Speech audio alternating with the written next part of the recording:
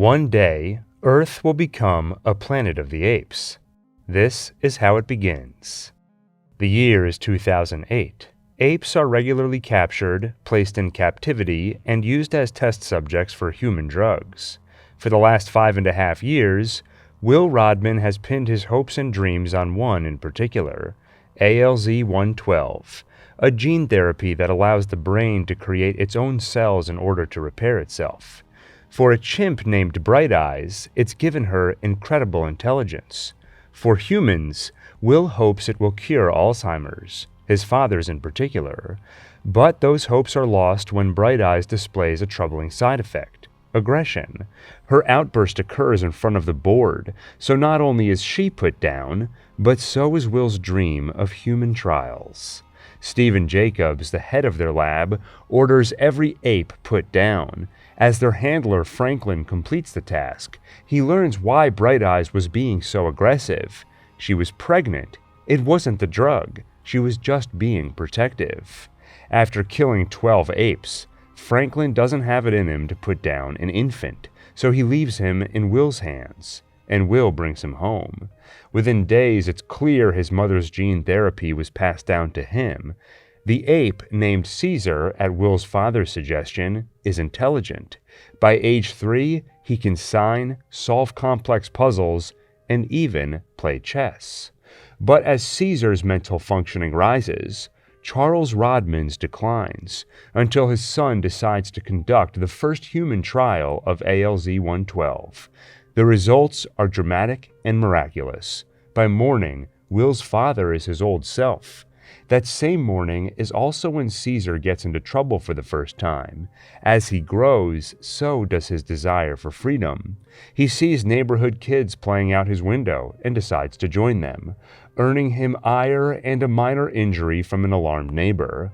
But it turns out to be a blessing, because at Caesar's suggestion, Will and the vet, Caroline, start dating. And at her suggestion, they take Caesar somewhere to enjoy some open space. The Redwoods, a forest right across the Golden Gate Bridge.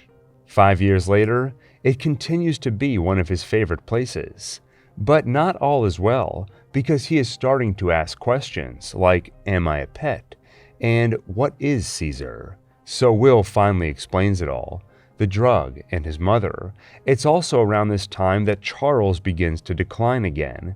ALZ-112 afforded him another 8 years, but his antibodies have finally found a way to fight the therapy. His disease returns with a vengeance. One morning, he gets in his car and crashes into another, drawing the ire of that angry neighbor again. And when Caesar sees that neighbor picking on his adoptive grandfather, he reacts violently. After that, animal control throws him in a shelter, where Will promises everything will be okay. But it seems Will has lied to Caesar. This shelter means other apes, less intelligent and more aggressive. It means suffering under uncaring, abusive caretakers. And it means living in a cage. At first, Caesar is picked on as an outsider, but quickly forms a bond with Maurice, an orangutan who learned sign language in his circus days. And after a visit from Will, filled with more empty promises about getting him home soon, Caesar decides to take action. First, he breaks out of his cage, and earns allegiance from the gorilla, Buck, by setting him free too. With this powerful ally at his side, Caesar quickly moves to the top of this ape hierarchy. Back home, Will attempts to save his father by producing a more aggressive version of the treatment, ALZ-113, a treatment his father declines. Will falls asleep with his father's hand in his, and by morning, it's cold. After the funeral, Will returns to the lab.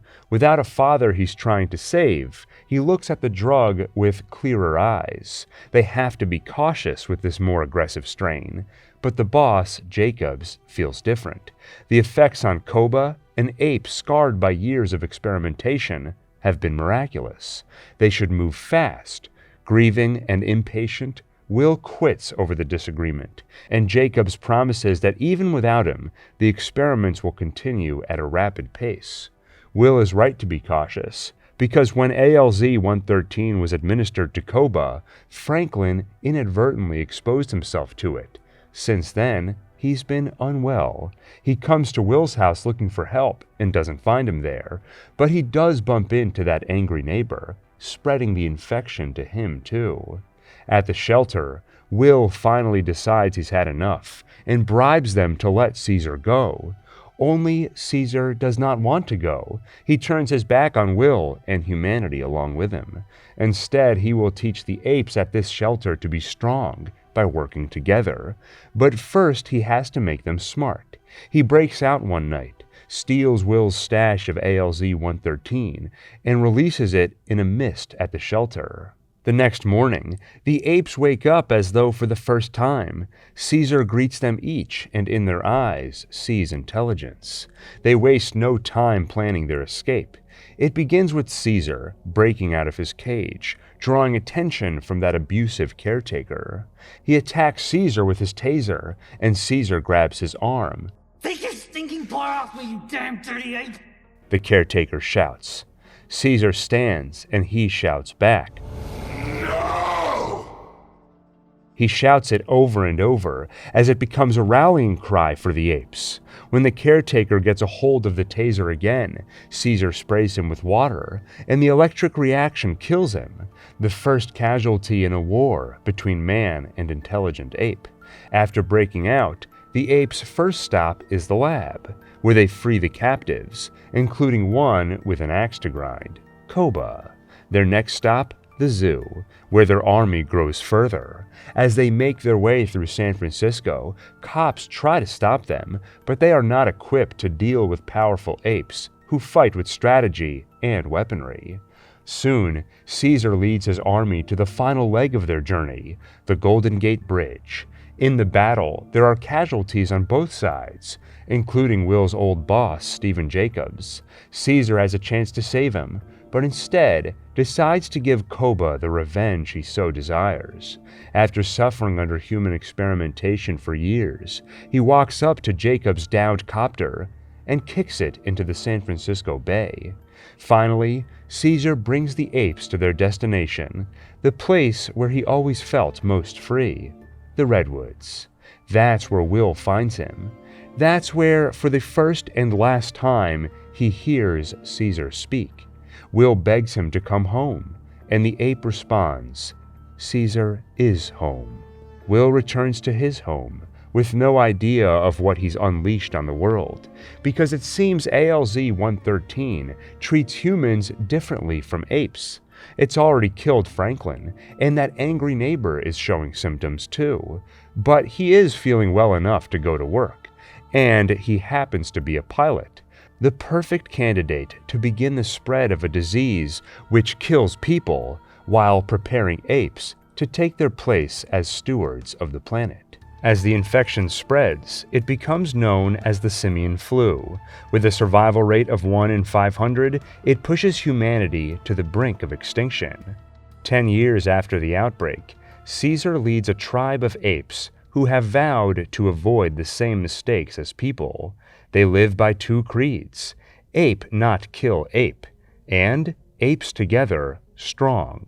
Things are going well. Caesar even raises a son with Cornelia named Blue Eyes, and soon they have another, who they name Cornelius. Sometimes Caesar thinks about humans, but as Maurice points out, there's been no sign of them in 2 winters. Most likely, they are all gone. But Maurice is wrong. One day, Rocket is out hunting with his son Ash, and they run into a human. The nervous man draws a gun and shoots Ash, injuring the ape. A few more humans join the man as they're surrounded by apes. Caesar orders his tribe to stand down and shouts for the people to go. As they leave, Caesar tells Koba to follow them. He follows them across the bridge and finds civilization, or at least a small remnant of it. The colony is led by Dreyfus, and his right hand Malcolm was among the group who met Caesar. And in that ape, Malcolm saw intelligence and hope of coexistence because he recognizes that Caesar is their leader and that he chose to let the people go in peace. And it's a choice that tests the foundation of everything Caesar has built. He knows that war could cost them dearly, but some, like Koba, detest humans. And especially while one of their own nurses a bullet wound, it's hard to understand Caesar's reluctance to wage war on that human colony. By morning, he's made up his mind. Not war, but a warning, a show of force. Caesar brings an army to the people's doorstep and makes a simple request. You have your home, we have ours. Do not come back. The only problem is that there is something the humans need, which sits right in the apes' territory. A dam. They're almost out of fuel, but if they can fix that dam, they can keep the lights on. And the radios, their only hope of reconnecting with any other remnants of humanity. For that hope, Dreyfus is prepared to go to war, but like Caesar, Malcolm knows that war means death on both sides, and he is not willing to risk losing his son or his wife. Dreyfus gives Malcolm 3 days to negotiate with the apes, and if he is unsuccessful, they will go to war. Malcolm returns to Caesar's territory and humbly asks if they can repair the dam, and Caesar allows it, as long as they hand over their guns. Why? Koba asks, and Caesar explains that if they don't let the humans work, the humans will instead use force. There will be war, and many apes will die. The next day, Malcolm and his team make good progress on the dam, but need a little more time. Time they may not get, because tensions nearly boil over. Caesar's curious infant finds a gun in Carver's bag, the same trigger-happy Carver who shot Ash.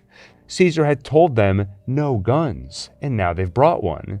Malcolm and Ellie rush to apologize and explain they didn't know. That's when they see Caesar's wife Cornelia ill, and Ellie, a former nurse, offers to treat her. Caesar reluctantly agrees to take their help and give them one more day on the dam. He even has some apes help to ensure the work gets done fast. When Koba finds apes working alongside humans, he is disgusted and accuses his leader, Caesar loved humans more than apes. And Caesar responds in a language Koba will understand. Violence. He beats the bonobo into submission before ceasing his aggression, reminding him of that creed, ape not kill ape. Koba asks forgiveness, and for the moment the matter is settled. But the cracks in Caesar's tribe only grow. Even his own son Blue Eyes wonders if Koba is right. As for Koba himself, he finally takes matters into his own hands. He infiltrates the humans' armory, kills a couple of guards, and takes their guns. Meanwhile, Malcolm and the team finish their work. Power is restored, and with Caesar's wife getting better, so is trust. Something Koba cannot abide. He lights fire to their habitat, and from the shadows shoots Caesar. Then Koba deceives the apes. If a bullet killed Caesar, it must have been the work of humans. So the apes follow Koba to war. They attack the human colony, first the armory, and once they've helped themselves to some guns, they wage a frontal assault. It's the first time Caesar's son Blue Eyes has seen the horrors of war, and finally understands why his father so wanted to avoid it. Blue Eyes loses any remaining faith in Koba when Koba kills his friend Ash for refusing to execute unarmed humans. Nevertheless, the apes win the battle and take most of the humans captive, and Blue Eyes continues to discover the depths of Koba's corruption when he finds Maurice in a cage, along with anyone else loyal to Caesar. As they search for any humans who evaded capture, Blue Eyes finds Malcolm, who has some news. Caesar is alive. They found him bleeding out, and Malcolm only returned to the encampment to grab a surgical kit so they can save his life. Blue Eyes and Malcolm grab the kit, then head to the place where Caesar is resting, the home where he was raised by his human family. When the father and son reunite, Caesar explains that it was Koba who shot him, not people, and it was Caesar's fault. He trusted Koba implicitly because he's an ape, but now he sees how alike apes and humans really are. That night, Blue Eyes breaks Maurice and the other apes still loyal to Caesar out of their cell. They convene at Caesar's home and, with Malcolm's help, sneak back into the city underground through the subway system. On the way in, they find Dreyfus down there too, so they split up. The apes go after Koba, while Malcolm stays underground to confront Dreyfus. And Dreyfus reveals his Hail Mary plan. The apes have taken over their tower, so he's rigged it with enough C4 to topple it. Malcolm goes along with the plan until he finds the opportunity and nerve to pick up a gun and demand they listen. Malcolm believes in Caesar. He believes that he can restore peace between human and ape if they give him a chance. But he's too late, Dreyfus reveals. Even if he stops them from blowing up the tower, they already made contact with a military base up north, on the radio just before the attack. That army is already on their way. Malcolm is startled by the revelation, giving Dreyfus the moment he needs to grab the detonator and set off the explosives. It kills Dreyfus, but he dies believing he sacrificed his life to save the human race. Malcolm, meanwhile, just barely manages to grab cover and survive. With only some of the C4 set, the tower does not topple completely. Most of the apes survive, though it does interrupt a confrontation between Koba and Caesar. But Koba has no intent to stop fighting. He sprays bullets until Caesar tackles him, and Koba ends up hanging off a beam. He looks up at Caesar for help. "Ape, not kill ape," Koba reminds him. Caesar grabs his arm and replies, "You are not ape," before letting him go, reclaiming his position as leader. Once Caesar returns to ground level, Malcolm finds him to warn of the coming attack from the north. They have to leave. But Caesar will stay. There's no point running and no avoiding war. War has already begun, Caesar says. Ape started war, and human will not forgive. "I thought we had a chance," Malcolm says sadly. They say goodbye and part ways as Caesar prepares for the coming war. Soon, that army from the north arrives and the war begins. And after 2 long years, it continues. A ruthless special forces colonel attempting to exterminate all apes, and Caesar marshaling the fight from a hidden command base in the woods. Fighting under the human army are even some apes, once loyal to Koba. They fear what Caesar will do to them for that misplaced loyalty, so they serve the colonel in exchange for their lives. But it is a humiliating arrangement. The apes are called donkeys and treated as subhuman, and of course they must comply with the extermination of their own kind. One such soldier, a gorilla named Red, is captured in battle alongside some humans.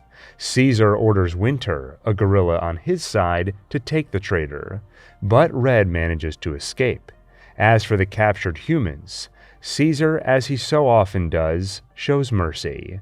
He sends them back to the colonel alive, to prove apes are not savages, and that coexistence is an option. In exchange for that mercy, Caesar receives grief.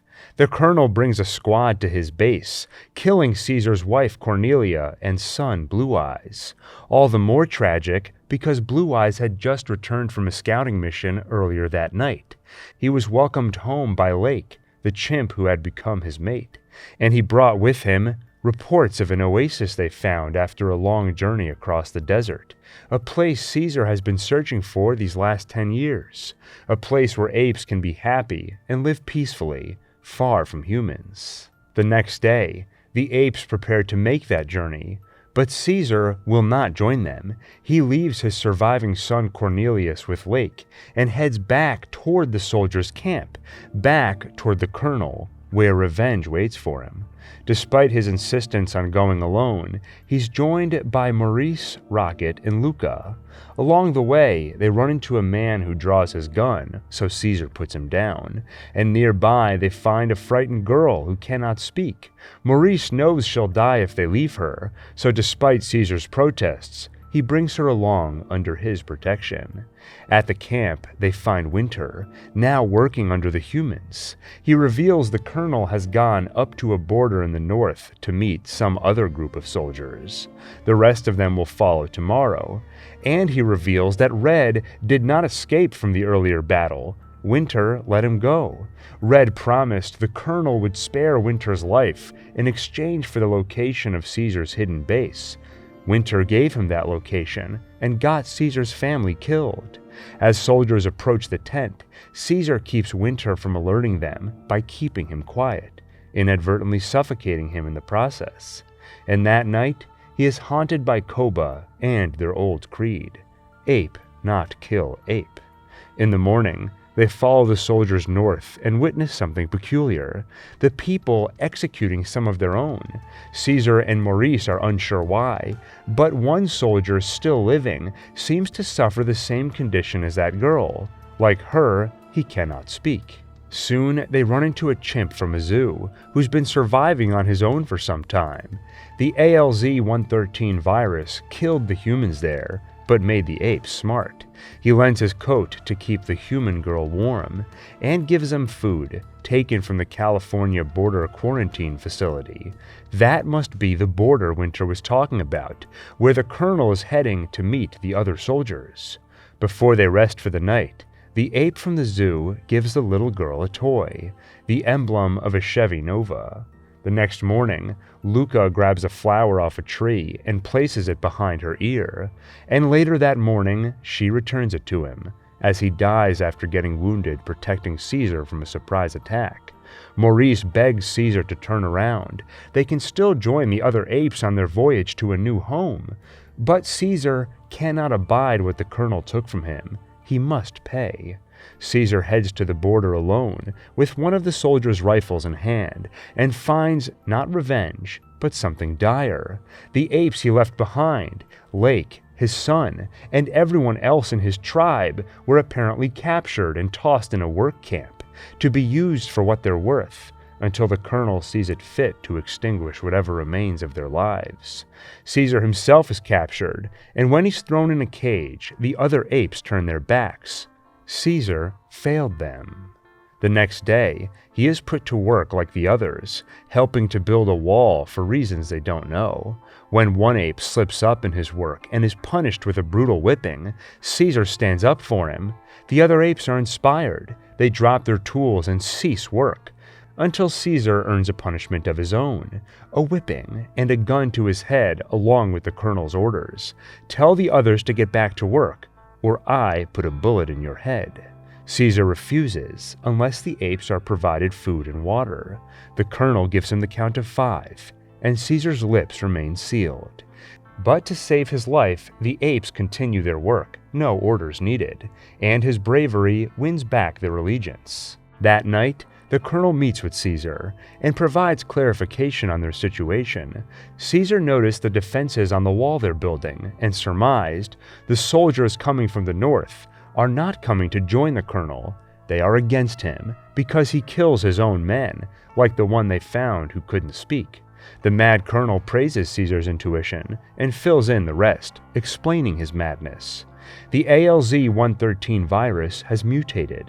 It has begun robbing humans of their ability to speak and their higher thinking.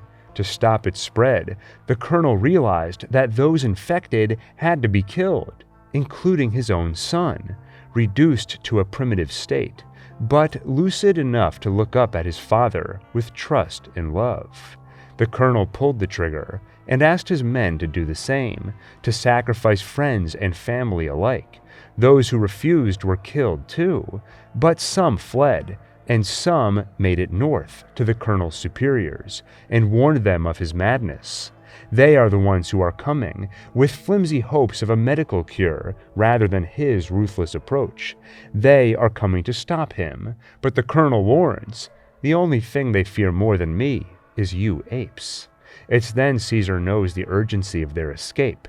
If they are here when the other soldiers arrive, these people will kill each other and the apes along with them. Thankfully, Caesar has friends on the outside: Maurice, Rocket, the new ape who joined them, and the little girl too.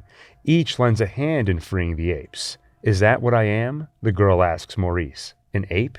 He answers by handing her that emblem from the Chevy Nova, and that becomes her name, Nova. They forge their escape using underground tunnels, but things are complicated by the arrival of those soldiers from the north. In the midst of that chaos, Caesar finds the colonel paying for a grave error. The previous night, Nova had snuck into the camp to Caesar's cage to provide food and water, and she left her doll behind, which the colonel picked up, unknowingly touching her germs. By the time Caesar finds him, the infection has already robbed him of speech. Now, there is no revenge to be taken, because killing the colonel would only be giving him what he wants, sparing him further decline into the same primitive beast his son became. Caesar does not pull the trigger, but the colonel does, ending his own life. Caesar turns his attention to escape. With the battle between two armies raging over them, stealth alone will no longer protect the apes. Caesar knows they need something bigger, so he makes his way toward a fuel tank, until an arrow pierces his side. This is where he will die, until Red, complicit in the death of his own kind long enough, gives up his own life to buy Caesar the time he needs to blow up that tank. The explosion takes out much of the camp and allows the apes to escape. But as Caesar regains his footing and climbs out to join them, the army from the north overtakes the camp. They look at Caesar, but he is the least of their worries, because seconds later, they are all buried under an avalanche. With the last remnants of the U.S. Army under snow, Caesar joins the others and they make that long journey across the desert. Caesar lives long enough to see them happy and hopeful in their new land. Maurice panics when he sees the bloody wound, but Caesar reassures him, apes are strong, with or without Caesar. And Maurice reassures him that Cornelius will know his father and what he did for them. And those become the last words Caesar hears before he lays to rest. And that's the end of Caesar's story. Now we're about to leap ahead nearly 2,000 years, so I think this is a good time for a quick intermission. I'm Gil, by the way, the one who's been reading you the timeline from these sacred scrolls here. Just a couple of things I wanted to mention. Everything we just covered is part of the reboot series, which leads up to the newest Kingdom of the Planet of the Apes, which is set almost 300 years after Caesar's death. Now, when Rise was first announced, it was debated what exactly these movies are, reboot or prequel. After all, the original Planet of the Apes, released in 1968, is set far in the future, so it could be that these movies lead to the events of the original. But there are contradictions. One of the clearest examples is the Icarus. In the original, Charlton Heston's character George Taylor takes off in a ship called the Icarus in 1972, only to land on the Planet of the Apes in 3978, or 3955 according to the sequels. See, even the originals had a hard time with continuity. But in the background of Rise of the Planet of the Apes, news stories seen on TV and in the paper tell us that a ship called the Icarus was just launched and lost in space. So when did the Icarus take off? In the 70s or 2000s? It's clear there isn't an exact continuity between the reboot and the original series. At the same time, it's also clear that the story in these new movies is trying to show in a dramatic, interesting, and somewhat grounded way how the world could become what we saw in the original movie. How do apes take over? And how do humans become primitive? In a way, the reboot shows a new beginning that could ultimately end up in the same place as the original. So now, let's visit that place. The year is 2673. To the 4 astronauts aboard the Icarus, it's been 6 months since they took off. But thanks to the time dilation of near light-speed travel, it's been nearly 7 centuries on Earth, at least according to Dr. Hasline's theories. George Taylor, the last one of them awake, wonders if things on Earth have gotten any better. Does man still make war against his brother? Keep his neighbor's children starving? He wonders about these things. then joins the others in hibernation. But when he wakes up, something goes wrong. They crash land in a body of water and find Marianne Stewart dead thanks to a malfunctioning hibernation pod. Before they abandon the sinking vessel, Taylor has a chance to read the date. It is now the year 3978. The 3 surviving astronauts make it to shore, on what should be an unnamed planet in orbit around a star in the constellation of Orion, 320 light-years from Earth. They have enough food and water to last 3 days, and they'll spend them completing their mission, searching for life, each for their own reasons. Thomas Dodge out of a thirst for knowledge, John Landon out of ambition, or as Taylor cynically supposes, fame. As for Taylor himself, he's come to despise mankind, and hopes out here in the depths of space to find something better.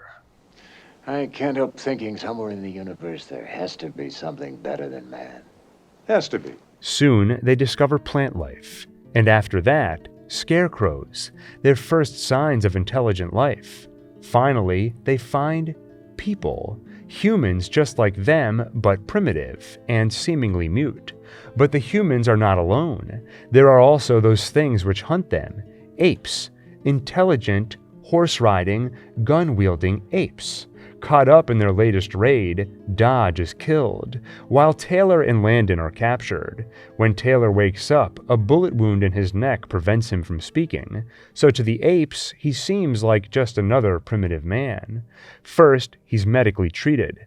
Then he's thrown in a cage under care of Dr. Zira, an animal psychologist who hopes to lay the foundation of brain research by studying the cerebral functioning of these animals.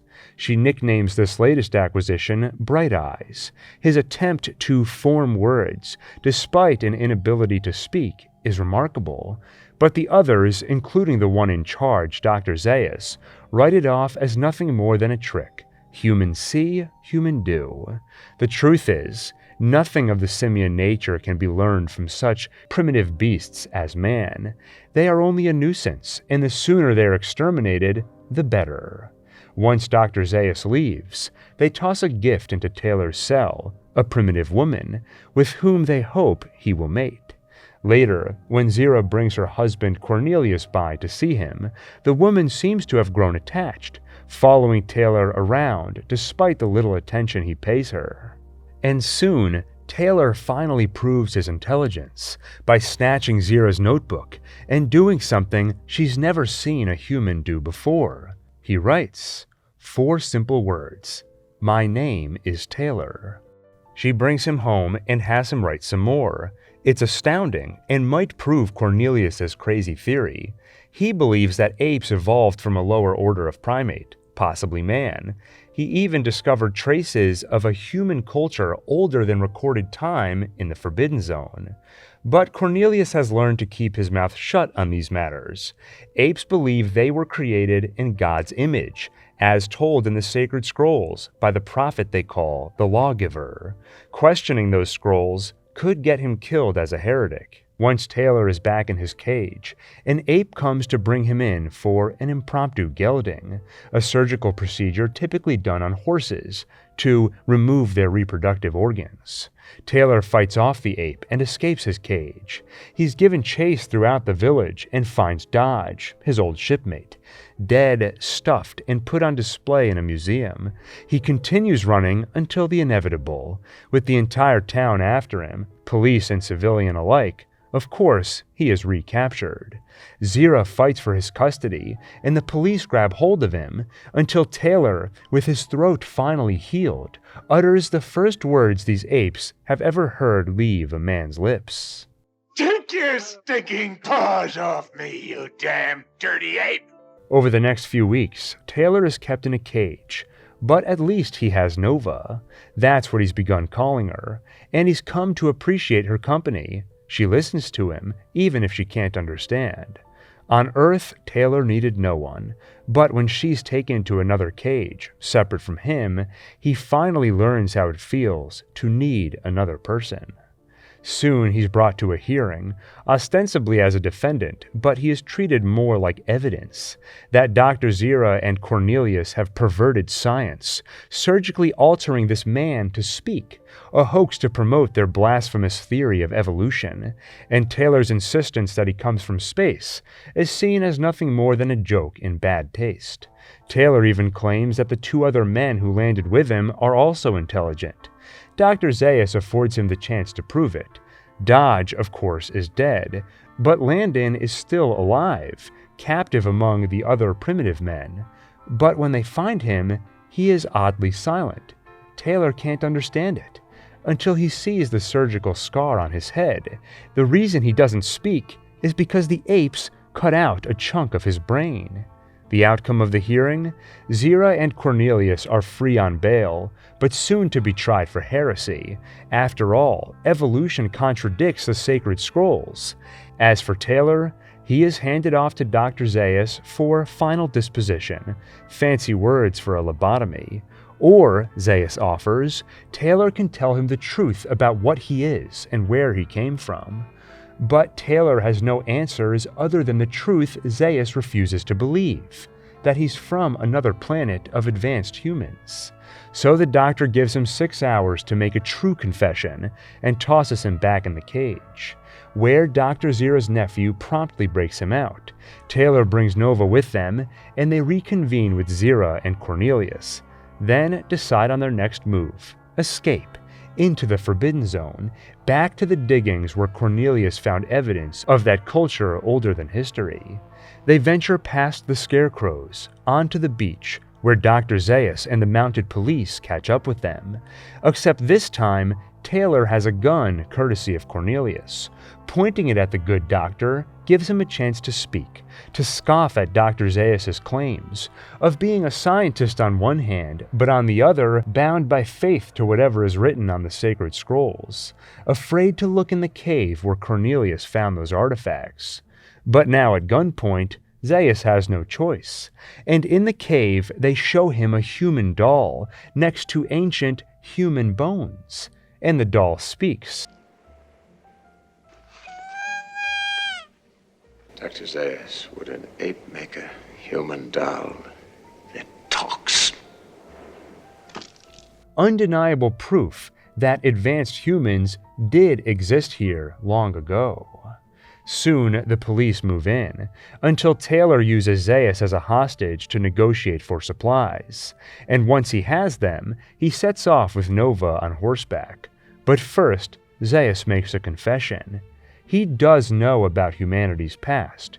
He knows that they are warmongers, that the Forbidden Zone was once paradise, until they turned it into a desert. As the lawgiver wrote in the sacred scrolls, man is the harbinger of death. After Taylor leaves, Zaius seals the cave to cover up the evidence inside it. Meanwhile, Taylor and Nova make their way down the beach, and that's where he sees it. The Statue of Liberty. That's where he finally knows that he is not on some other planet, but is in fact on Earth. Humanity did what he always knew they would. They blew it up, destroyed themselves, and now they've turned Earth into a planet of the apes. You maniacs! You blew it up! Oh, damn you!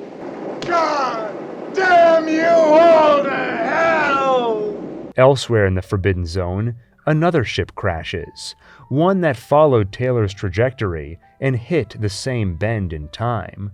Of the 2 astronauts, only one survives, John Brent, and soon he finds Nova, a silent human riding a horse, alone. She cannot voice what happened, but she remembers it.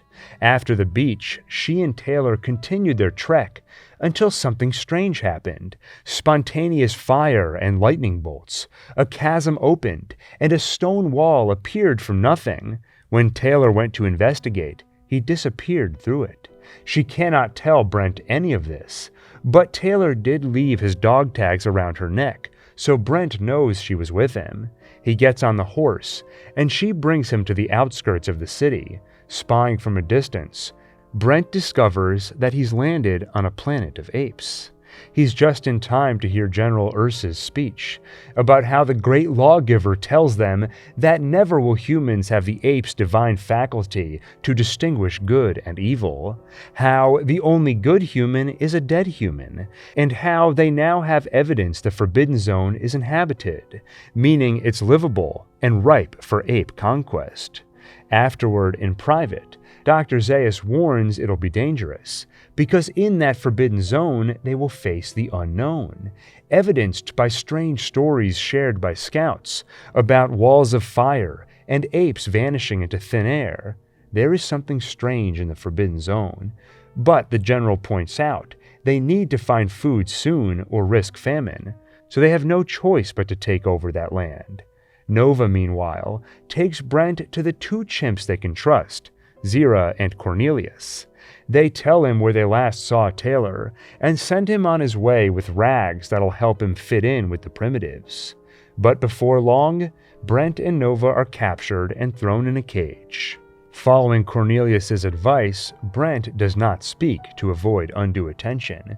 And it works. They do treat him just like the others. And just like those others, he and Nova are assigned to be targets at the shooting range. They're loaded into a horse-drawn cage for transport, but Dr. Zira manages to open the lock before they leave, giving them a chance at escape. And en route to the range, they take it, stealing both horses from their ape escort. When another group chases them, they hide out in a cavern, which turns out to be an old subway station, cluing Brent into the same thing Taylor realized. He is on Earth. Soon, he notices a hum, and they follow it. For Brent, it's a trip down memory lane as they walk past buried New York City landmarks, the public library, stock exchange, and Radio City Music Hall. The hum grows louder until they reach its source, an underground society of humans, of a sort. They speak telepathically and worship an atomic bomb as their god, what they call a holy weapon of peace. Their initial meeting is tense, as they interrogate Brent with psychic torture. They know little about the apes, but Brent has seen their city, so they must know whatever he knows about them, especially since they have limited weapons of defense. The strange apparitions they produce, like fire or lightning, are just that, harmless illusions. Even the pain used in Brent's interrogation was only imagined. As keepers of the divine bomb, they must know what the apes are planning. Brent scoffs at their hypocrisy. They speak of peace and call themselves defenseless, while there's a functioning atom bomb in the other room. He will not help them. Until they bring Nova into the room, Brent begs them not to hurt her, and they assure they never hurt anyone, but they will control Brent's mind and puppet him to hurt her. That gets him talking. He admits the apes are marching on their city, and above ground, an army led by Ursus and Zaius do march into the Forbidden Zone, until they come upon a horrifying scene. Apes strung up and burning to death. Dr. Zaius asks Ursus to put them out of their misery, but the general refuses. The lawgiver has forbidden it. Ape shall not kill ape. Soon, however, Zaius realizes it's an illusion. He rides into the flames, and sure enough, they vanish. As their only defense fails, the underground people pray to their bomb and remove their masks, revealing their true faces, mutated by nuclear fallout. After the ceremony, Brent is tossed in a cell with Taylor. Their guard announces they are peaceful people. They do not kill their enemies. They get their enemies to kill each other. Now, Brent and Taylor, who question their ways and know too much, are on their list of enemies. The mutant forces them to fight, until Nova hears the commotion and breaks from her guard to see what's happening. She watches the two men killing each other and knows she must intervene. So, for the first time in her life, she pushes air through her vocal cords while articulating her tongue, teeth, and lips in just the right way to produce sound with meaning. She calls out Taylor's name. It breaks the spell and distracts the mutant just long enough for Brent and Taylor to kill him. Then Brent tells Taylor what he saw on that bomb. 2 Greek letters, Alpha and Omega. That tells Taylor exactly what they're dealing with. This is no ordinary atomic bomb. It's a doomsday bomb, capable of igniting the atmosphere and destroying the entire planet. As the apes find the passage and begin killing their way through the underground city, Taylor and Brent escape their cell. But the first ape they run into manages to fire off a few shots before they kill him, and one of those shots kills Nova. With her death, so goes Taylor's last dim hold on humanity. The mutants, meanwhile, defenseless against the apes' attack, prepared to complete their divine duty, detonating the bomb. Most are killed by the apes, some take their own life, and before the one in charge can set off the doomsday bomb, he too is killed. But General Ursus has never seen an atomic bomb. He has no idea what it is and treats it carelessly, with no idea the planet is at risk. Brent and Taylor try to stop him from inadvertently setting it off, which only leads to an exchange of bullets, getting Ursus and Brent killed, and Taylor severely wounded. Bleeding out, he looks up at Dr. Zaius and begs his help, but the doctor refuses. Why would he help a lowly human who is only capable of destruction? George Taylor went on this voyage hoping to find something better than man, and at last he has not. On behalf of all humanity, he utters their last words, "You bloody bastard," before lightly compressing the detonate button. In one of the countless billions of galaxies in the universe lies a medium-sized star, and one of its satellites, a green and insignificant planet, is now dead. But 3 simian life forms have survived the planet's end. While Taylor and Brent were busy tangling with psychic mutants, a Dr. Milo recovered the Icarus, repaired it, and took it for a flight test with his close friends Zira and Cornelius. From the vessel, they watched Earth's destruction before passing through a backwards disturbance in time, sending the chimps from Earth's future to its past. 1973, nearly 2 years after Taylor took off in the very same vessel. At first, they're brought to a zoo infirmary, where Dr. Milo advises they keep quiet, act like primitive apes so as not to draw undue attention, let the humans assume they have no advanced intellect, that they did not pilot the vessel but were merely trained to push a few buttons. But deceit has never sat well with Dr. Zira, and it's not long before she speaks. Animal psychiatrist Dr. Lewis Dixon is fascinated by the chimps and treats them well, quickly earning their trust. But in that infirmary, there are also primitive apes, including an aggressive gorilla who gets his hands on Dr. Milo and kills him. Nevertheless, Zira and Cornelius continue getting along with Dixon, but not all are quick to trust the apes. Dr. Hasline, senior scientific advisor to the U.S. president, approaches with a little more caution. It's that caution which perks his ears to a moment where Zira slips. At the Presidential Commission of Inquiry, she begins a sentence, "As to humans, I've dissect," before catching herself to instead say, "I've examined thousands of them." At that same inquiry, the apes win the hearts and minds of the public with kindness and humor, though they leave out a few details. They reveal they came from Earth's future, where humans are primitive, but do not mention its destruction or that they knew Taylor. They only admit these facts to Dixon in private. They even tell him how they treated humans, hunting them for sport, dissecting and researching them. As a scientist, he understands. After all, if humans are as primitive in the future as they suggest, it would be no different from how people treat primitive animals today. After that comes the high life. With the public enamored by these talking apes, Zira and Cornelius are moved to a high-end hotel, invited to speaking engagements, and other events fit for celebrities. But Dr. Hasline's fears are soon confirmed when they discover Zira is pregnant on a tour of the Natural History Museum. Hasline escorts her home, and when she has some wine to relax, she lets slip one of those dangerous details about seeing the Earth explode. Hasline leaves, convinced that apes will take over the planet and ultimately destroy it. He reports as much to the president and advises they kill these talking apes to prevent that future ever coming to pass. But would that be right, the president wonders, in part because it's a problem for a long-distant future with no bearing on poll numbers, and the philosophical questions. Can we really change the future? And if we could, would it be right to do so? Would it be right to kill two chimps who have shown no signs they themselves are evil, even if it would prevent some future evil that is no fault of theirs? Would it be right to go back in time to kill Adolf Hitler's distant ancestors? As they wrestle with these questions, they gather more information by taking the apes to Camp 11 for interrogation. That's where Cornelius tells them his understanding of history that leads to the rise of apes. One day, there will be a plague that wipes out dogs and cats.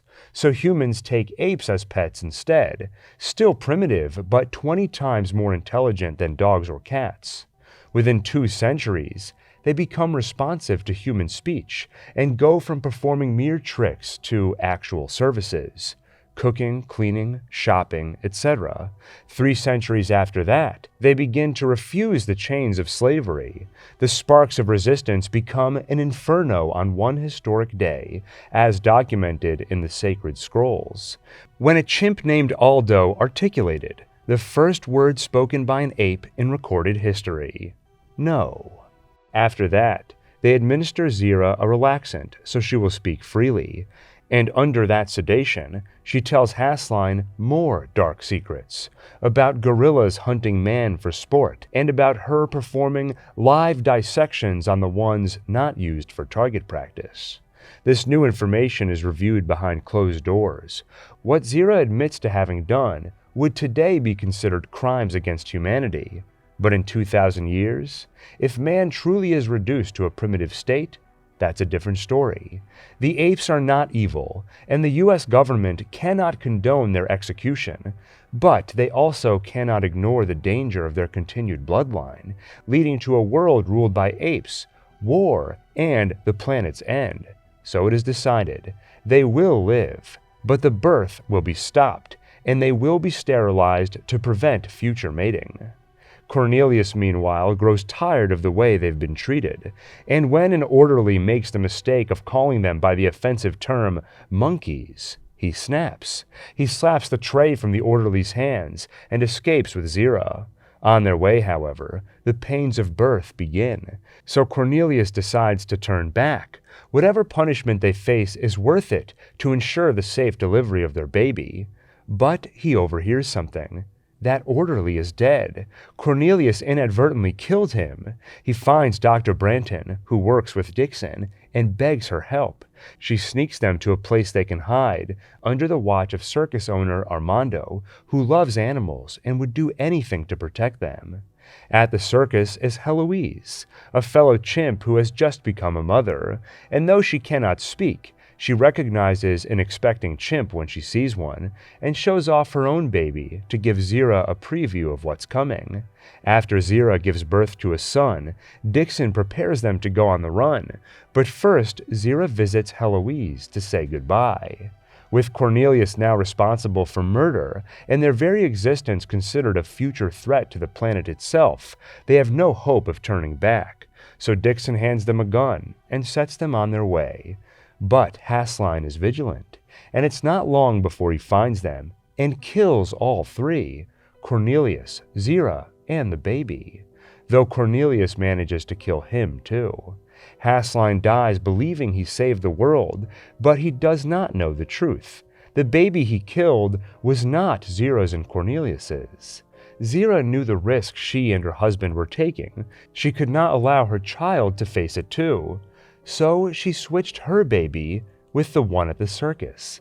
That's where he is now, and he's just spoken his first words. Mama, mama, mama, mama. By 1991, many of the events Cornelius described have come to pass. A virus wiped out all cats and dogs, apes were made pets, and now they've been made slaves. Though what should have taken centuries by his account has taken less than 20 years. Perhaps it was an inaccurate account of history, or Dr. Hasline described time as a freeway with infinite lanes leading to different futures. Perhaps we've entered a new lane. And in this lane, Armando has been raising Cornelius and Zira's son in secret and renamed him Caesar. While the other apes of 91 have grown in intelligence enough to perform services under human oppression, Caesar is an ape of the future, who speaks and thinks just like his parents. For years he has avoided big cities to avoid discovery. If anyone knew the progeny of those talking apes was alive, he'd be killed in hopes of preventing the future described by Cornelius and Zira. One day, Armando brings Caesar to a city where he is witness to the oppression of apes firsthand. Caesar is disgusted, but at least he meets Lisa, another chimp who catches and returns his gaze. But soon, Caesar cannot stand to bear witness to his fellow apes suffering any longer. He loses control and shouts, Lousy human bastards! Caesar runs, and Armando tries to take the blame, claiming it was him who shouted, not a talking ape. He escapes after Caesar and tells him what they must do to stay alive. Armando will turn himself in to smooth things over, then return to Caesar by nightfall. Should Armando not return, Caesar will have to hide in plain sight, sneak into the latest shipment of apes and pretend to be like them, more primitive and unable to speak. Come nightfall, when Armando does not show, that is exactly what Caesar does. And the next day, he begins the same humiliating and abusive training as the other apes. They are taught to perform various tasks on command, and they are taught to fear one word: no. That word means failure and harsh punishment. Naturally, Caesar outperforms the other apes, and when they're put up for auction, he is purchased by Governor Breck himself. Under his service, Caesar continues to keep his head down and stay out of trouble, until he finds out what happened to Armando. The circus owner continued lying to cover for his talking ape until they put him under the authenticator, a technology which compels one to tell the truth, and rather than give up Caesar, he leapt from the chair and out a window to his death. This is when Caesar's passivity comes to an end, and he forges a new path: revolution.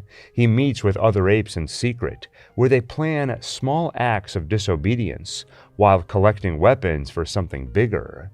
And with the rise of ape disobedience, there's more pressure than ever on Governor Breck to find Armando's ape and prove he is the child of Cornelius and Zira. Before long, they find the discrepancy, a shipment that contained one more ape than it should have. Checking the files reveals the fate of that ape. He was purchased by the governor and has been under his nose this entire time. Governor Breck sends his #1 assistant, Malcolm MacDonald, to collect Caesar for execution. But MacDonald has always disagreed with Breck on his authoritative ways. He hesitates to abide by this unjust execution, and when Caesar detects a potential ally, he finally speaks. He admits to MacDonald who he is and his plans for revolution. MacDonald lets him go, but Caesar doesn't make it far before he is recaptured. Before killing Caesar, they demand to hear him speak, to prove he is who they think he is. After some impromptu electroshock therapy, Caesar screeches in pain, "Have pity." With those words, he has signed his death warrant. The guard turns the crank to its highest setting. Caesar writhes in pain until he is motionless. But he is not dead, because MacDonald secretly made his way to the fuse box and shut off power to their torture table. Caesar used the opportunity to fake his death, and now he escapes again. Caesar returns to the basement where they've collected their weapons, and finally, Revolution. The armed apes march on the city. Security forces fire on them, but it only foments more outrage. And as the governor feels the apes closing in, he reminds his people the stakes. If they lose this battle, it's the end of the world. They will prove themselves inferior, and all the groveling cowards left alive when the battle is over will be the weakest of all. This will be the end of human civilization, and the world will belong to a planet of apes! By the end of the night, most of them will be dead, and the governor will be helpless before Caesar and his army. MacDonald calls for an end to the violence, but Caesar has grown cold to humanity. His violent revolution will not stop. They will continue to conspire from the shadows until humankind destroys itself, and Caesar will lead his people out of the ashes to build their own cities, in which there will be no place for humans except to serve their ends, and they shall found their own armies, their own religion, and their own dynasty.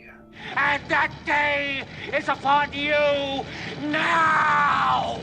But Lisa, who found Caesar before all this violence began and has been with him all this time, struggles to utter her first word. No. Caesar hesitates. He announces instead that they will put away their hatred, they will revolt, and they will dominate humanity, not with violence, but with compassion. By 2004, humankind has fulfilled its destiny, ravaging the world through nuclear war.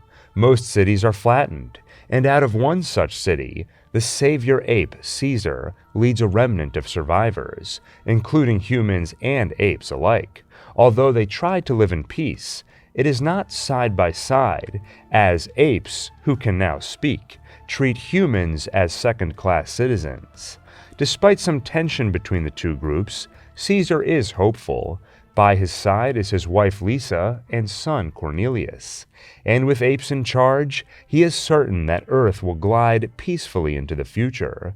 But Bruce MacDonald, the brother of Caesar's old ally Malcolm, is not so sure. He is worried about the future, but does believe they can alter it if they know it. That should be impossible, except his brother told him about tapes in the Ape Management Archives, tapes of Caesar's parents that concern Earth's future. Caesar, Bruce, and one of the smartest among them, the orangutan Virgil, head underground, find the archive, and find the tape of that presidential commission. He learns about Earth's doomed future, how gorillas will instigate a war which leads to the end of their planet, and Caesar becomes determined to prevent that future. But elsewhere in the buried ape management building, there are some survivors led by Governor Culp, who took Breck's place after he died in the nuclear war. The whole underground is irradiated, so these survivors have begun to mutate, and if left unfettered, they will become those psychic guardians of the Alpha and Omega bomb at the end of the 4th millennium. For now, they simply hope to survive as a human race. When they detect intruders in the archive, they go after them, but Caesar, Virgil, and Bruce manage to escape. Caesar convenes his council to report that they have found human survivors in the Forbidden City, and they must prepare for potential aggressions. However, when Bruce and other humans are invited to the meeting, tensions rise. Chimps and orangutans have mostly learned to accept humans, albeit as second-class citizens, but the militaristic General Aldo and most of the other gorillas under him still harbor a strong distaste. So the gorillas leave the meeting in protest, and at night they meet in secret, and they plot. Aldo has lost trust in Caesar, so they will take power by taking guns. Then they will exterminate all humans, before doing the same to Caesar himself. But they notice someone watching them from a tree branch, Cornelius, Caesar's son. Aldo cuts the branch as Cornelius calls for help. By the time Lisa finds her son, he is badly hurt, but the gorillas are gone, having run off to avoid suspicion. The next day, Caesar's fears are realized. By visiting the archives, they inadvertently led the humans to Ape City, and now they have come with an army looking to eradicate the apes. It could not have come at a worse time either, because Caesar refuses to leave the bedside of his son, who is unlikely to survive the grievous injuries. In Caesar's absence, General Aldo raids the armory, declares martial law, and has all the humans among them locked up. Meanwhile, Caesar listens to his son's final words. "They hurt me. They want to hurt you." Once his son passes, Caesar joins the battle, firing back on the humans who fire on them. Soon, the apes are overwhelmed, most are killed, and Caesar is cornered. Except, it's all a ruse. The apes have played dead so the humans would get close, and now that they are, the true counterattack begins. Caesar leads his army to victory, insisting, however, that they take the humans prisoner, without any more senseless killing. The governor and some of his men manage to escape, and Caesar lets them go. But General Aldo and his guerrillas feel differently. They slaughter the governor and his men. Then they turn their guns on the corral to kill the rest of the humans, including those who have lived as part of their society. Caesar stands in the way of their guns, and Virgil announces, "Ape has never killed ape, let alone an ape child." He reveals the truth. MacDonald found that the branch did not break, but was cut. General Aldo killed Caesar's son. The guerrillas lower their weapons in shame. The rest of the apes chant, "Ape has killed ape," over and over, as Aldo climbs a tree to escape the wrath of his fellow apes. "What's the matter with them?" one man asks. And MacDonald replies, "I guess you might say they just joined the human race." Caesar follows Aldo up the tree, and as everyone watches, he kills the ape who killed his son. Afterward, Caesar wonders if what he did was right. Should one murder be avenged by another? Only the future can tell, so let us start building it. Finally, he frees the people from Aldo's corral, but they are not yet truly free. MacDonald insists they have a destiny too, and should be equal with apes, no longer second-class citizens. But Caesar insists the human way is violence and death. And Virgil reminds him, Aldo wasn't human, was he, Caesar? 600 years pass. The lawgiver tells Caesar's story, and a group of children listen on, a group composed of both ape and human, living side by side as equals.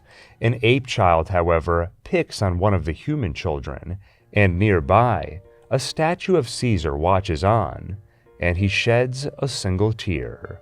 Perhaps it is a tear of sadness, that violence will never end, that in another 1,000 years or so, George Taylor will land on a ruined Earth to find apes subjugating humans, and then the world will end before Cornelius and Zira return to the past, perpetuating the same destructive cycle in a never-ending loop in time.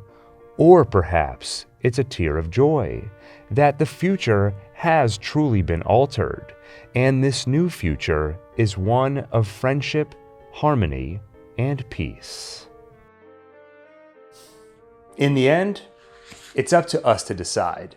In this series, there's a lot of room for interpretation. For years, it's been debated whether it represents a circular or linear timeline. Circular meaning the events of this series repeat in an endless loop, or linear, meaning Caesar has actually altered the timeline.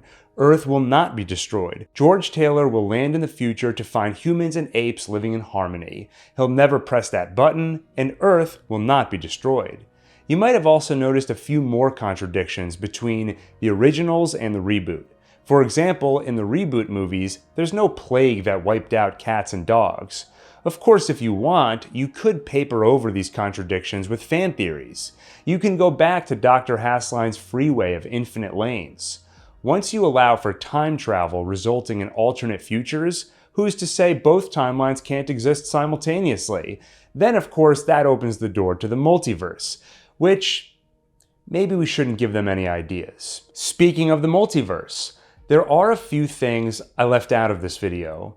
There's Tim Burton's remake, There's a live-action series which aired in 1974, a year after Battle for the Planet of the Apes, the last of the original series.